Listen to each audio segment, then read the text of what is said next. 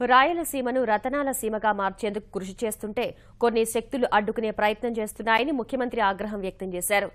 జూపాడు బంగ్లాలో ఆహార శుద్ది యూనిట్కు శంకుస్థాపన తర్వాత మాట్లాడిన స్థానిక ఎమ్మెల్యే నందికొట్కూరు ఎమ్మెల్యే ఐజయ్య వ్యవసాయ భూముల్లో పరిశ్రమల ఏర్పాటుపై అభ్యంతరం చేశారు. ఎమ్మెల్యే తీరును తప్పుపట్టిన సీఎం కొంతమంది అభివృద్దిని చూసి ఓర్వలేకపోతున్నారని మండిపడ్డారు. అభివృద్దిని అడ్డుకుంటే సహించేలేదని హెచ్చరించారు. స్లోగన్స్ బయలుదేరినాయి.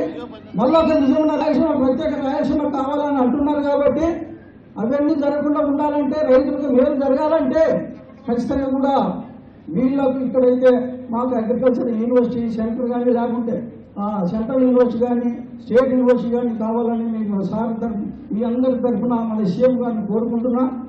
ఏ విధంగా డెవలప్ చేయబోతున్నారో రైట్ షీటు పత్రాన్ని ఒకటి విడుదల చేయండి.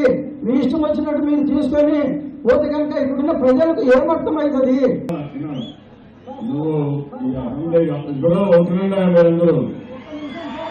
మనకు ఎమ్మెల్యే గారు ఏదైతే చెప్తున్నారో అవన్నీ మీరు ఇంటండి. రాబోయేది చరిత్రలో ఇదే మనకి పాత రోజులుగా ఉంటాం. ఇలాంటి ఫ్యూడల్స్ మెంటాలిటీసే ఉంటాయి. మీకు కావాలని మీరు డిసైడ్ చేసుకోండి. మీకు మంచి కావాలా లేదా? మంచి కావాలని గట్టిగా చెప్పండి. ఒకటి ఎమ్మెల్యే గారు చెప్పండి. అదే వాళ్ళ పబ్లిక్ సెంటిమెంట్.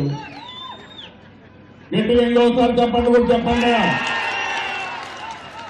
నువ్వు చెప్పేట్లా నువ్వు చెప్పే కూడా రేపు రాబోయే రోజులు ఈ మార్గం అయితే మీరు యాంటీ డెవలప్మెంట్ కింద ఈ ప్రాంతాన్ని జాగీర్దారుల మారిగా పెత్తందారుల మారిగా ముఠా నాయకులు పెత్తనం చేయాలనుకుంటారు. ఆటలు సాగోయిగా నేను ఏం చేయాలో డెవలప్మెంట్ చేసి చూపిస్తా. మీరు మభ్య పెట్టే మాటలు పెడితే ఇంటికి మీరు చెప్తాను. కావాలంటే 4 రోజుల తర్వాత మీరు ఈ ప్రాంతంలోనే దెబ్బతినే పరిస్థితి వస్తుంది. మీరు గుర్తుపెట్టుకోవాలి. ఎవరంటే జైలు నాకే బంధువా? నాకేమో ఇంట్రెస్ట్. వాళ్ళు అడుక్కునేదని పోయాను. నేను ఎందుకు పోయాను? మీ మారిగా ఈ రాష్ట్రాన్ని అధోగతి చేయాలనుకుంటున్నారు. మీరు ఒక పక్క పట్టిసీమ వస్తే వద్దంటారు. పట్టిసీమ వద్దంటే నీళ్ళు వస్తాయండి. ఇక్కడ